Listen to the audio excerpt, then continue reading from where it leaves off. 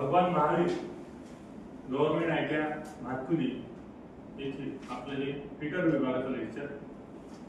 या लेक्चरमध्ये मी शैलेश चांदोरकर फिटर निर्देशक तुमचं सर्वांचं सहर्ष स्वागत करतो.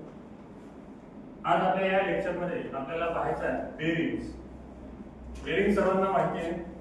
बेरिंग्स म्हटलं तर आपल्या डोळ्यासमोर एक गोल अशी आकृती उभी राहते ज्याला आपण नेहमी बेरिंग म्हणतो. तर आपल्याला शॉर्ट मध्ये आज काय पाहताय बेरिंग्स.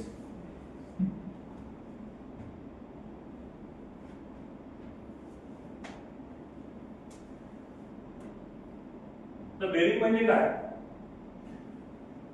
जेव्हा दोन भाग परस्पर सापेक्ष गतीने फिरतात तेव्हा त्या ठिकाणी बेरिंगचा उपयोग केला जातो. तर बेरिंग कशासाठी वापरले जातात? बेरिंग पाहिलं ना. बेरिंग पहिला सर्वात महत्त्वाचा बेरिंगचा उपयोग जर म्हटलं तर शाफ्टला ठराविक ठिकाणी आधार देण्यासाठी पकडण्यासाठी बेरिंगचा उपयोग केला जातो. तर कशा पद्धतीनं तर पाहायचं झालं तर हा बघा, हा शाफ्ट आहे, हा शाफ्ट आहे. या शाफ्टला या दोन ठिकाणावर पकडून ठेवलेला आहे. या दोन ठिकाणावर शाफ्टला पकडून ठेवलेला आहे आणि इथून बेल्टच्या सहाय्याने याच्यावर गतीने फिरत आहे. या ठिकाणी शाफ्टला एका जागी पकडून ठेवण्यासाठी इथे बेरिंग वापरले जाते. लक्षात, बेरिंगचा पहिला जो उपयोग आहे तो लक्षात आला. बेरिंग कुठे वापरायचं. त्यानंतर पहा, दुसरा आहे शाफ्ट मोकळेपणाने फिरण्यासाठी. शाफ्टला मोकळेपणाने फिरू देण्यासाठी जेव्हा आपल्याला बेरिंग, जर आपण बेरिंग या ठिकाणी लावलं नाही तर काय होईल की शाफ्ट तो मोकळेपणाने फिरणार नाही, त्यात फ्रिक्शन वाढेल.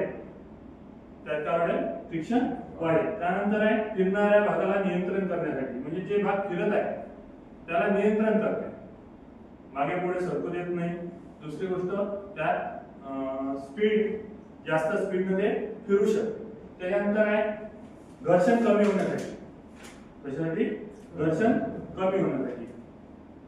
जेव्हा आपण बेरिंग वापरतो तेव्हा या दोन भागात घर्षण काय होते? कमी होते. दोन मेटल जर एकमेकावर जास्त घासत असेल, फिरत असेल, संपर्कात येत असेल तर त्याच्यात काय होते? घर्षण वाढते. आणि घर्षण वाढलं की उष्णता वाढते आणि पर्यायानं त्या मेटलची चीज होते. असं होऊ नये यासाठी आपण काय वापरतो? या ठिकाणी बेरिंग वापरतो. शाफ्टला सपोर्ट करण्यासाठी बेरिंग वापरतात. त्यानंतर पाहता आपल्याला बेरिंगचे प्रकार. तर बेरिंगचे मुख्यतः दोन प्रकार पडतात आणि त्या दोन प्रकारमध्ये पहिला प्रकार आहे प्लेन बेरिंग. पहिला प्रकार कोणता आहे? Plain bearing. आता प्लेन बेरिंग आणि दुसरा प्रकार आहे अँटी फ्रिक्शन बेरिंग. दुसरा प्रकार कोणता आहे? Anti friction. पहिला प्रकार bearing plain bearing. Plain bearing पाहिला आहे तुम्ही? बुश पाहिलं? बुश मोटर मध्ये असतात, ते झाला प्लेन बेरिंगचा प्रकार. तो झाला प्लेन बेरिंग. आणि अँटी फ्रिक्शन बेरिंग म्हणजे ज्याच्यात शरीर लहानपणी खेळले असेल ना, तो शरीर फोल्डर बेरिंग, त्याच्यातून शरीर निघाले तर तो झाला anti friction bearing. Plain bearing मध्ये रेडियल किंवा जनरल बेरिंग, त्याच्यानंतर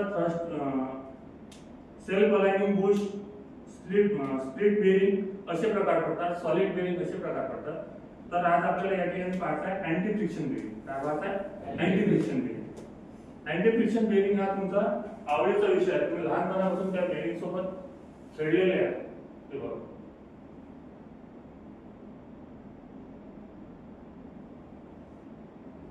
पाहिलं ना सर्वांनी बेरिंग. आता या बेरिंगची आपल्याला काय पाहायचे माहिती. हे जे बॉल्स वगैरे आहेत ते सर्वांनी पाहिलेले आहे. तर पहा अँटी फ्रिक्शन बेरिंग. आता अँटी फ्रिक्शन बेरिंग का म्हणतात? नावाप्रमाणेच आहे की याच्यात फ्रिक्शन काय होते? कमी होते. फ्रिक्शन करण्याला ते विरोध करते, म्हणजे झीज होत नाही, म्हणून जास्तीत जास्त प्रमाणात या बेरिंगचा उपयोग केला जातो. Anti friction bearing. आता या अँटी फ्रिक्शन बेरिंग मध्ये पहा, याचे भाग पाहू आपण अँटी फ्रिक्शन बेरिंगचे. ही जी दिसते हा भाग दिसतो, हा बाहेरची साईड आहे पूर्ण, याला म्हणतात आउटर रेस. काय म्हणतात? Outer race. त्याच्यानंतर पहा ही जी दिसते पहा, त्याला म्हणतात इनर रेस. काय म्हणतात? Inner race. इनर रेस आतल्या बाजूनं आणि आउटर रेस बाहेरच्या बाजूनं. इनर रेस शाफ्टवर बसते, इनर रेस शाफ्टवर बसते, आउटर रेस हाऊसिंग मध्ये बसते. ही जी आउटर रेस ज्या ठिकाणी बसत असते त्याला काय म्हणतात? हाऊसिंग. त्याला काय म्हणतात? हाऊसिंग. आणि ही एक पट्टी असते, दिसते, याही साईडनं असते आणि याही साईडनं असते. आणि त्याच्या मधात हे बॉल्स काय असतात? फिट केलेले असतात. त्याच्या मधात काय असतात? बॉल्स हे फिट केलेले असतात. या बॉल्सला सपोर्ट देण्यासाठी ही पट्टी असते, याला म्हणतात बॉल केज. याला काय म्हणतात? बॉल केज. आणि हा जो बॉल दिसत आहे ते झाले याचे रोलिंग एलिमेंट्स, याला म्हणतात बॉल. हे रोलिंग एलिमेंट्स, याला काय म्हणतात? Rolling elements. हे जे आहे हे केज. केज कशासाठी असते की त्या रोलिंग एलिमेंटला पकडून ठेवण्यासाठी, दोन रेसच्या मधात फिरण्यासाठी, त्याला पकडून ठेवण्यासाठी केज असते. आणि ते रोलिंग एलिमेंट्स, इथं या ठिकाणी बॉल्स वापरले म्हणून या ठिकाणी रोलिंग एलिमेंट्स काय झाले? बॉल्स. याचे काय झाले? बॉल्स. आणि हे बघ इथं सेल्फ अलाइनिंग बॉल बेरिंग, हे बॉल बेरिंग सारखंच आहे. याच्यात जर आपण पाहिलं ज्या ठिकाणी रोलिंग एलिमेंट बदलला त्याच्यानुसार तो बेरिंग बदलते. हे बघ इथे तुम्हाला नाव दिसते, हे रोलिंग एलिमेंट बदलला,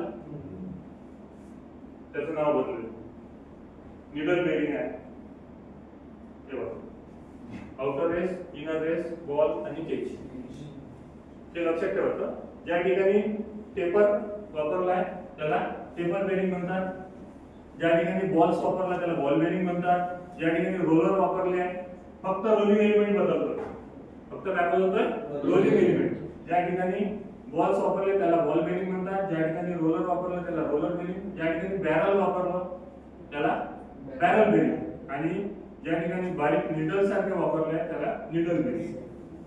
आता हे जर पाहायचं झालं बॉल्स, रोलर, तर हे ज्या ठिकाणी आपल्याला ज्या ज्या प्रकारचं जशा प्रकारचं लोड वाहून न्यायचं आहे अशा ठिकाणी त्याचा उपयोग केला जातो.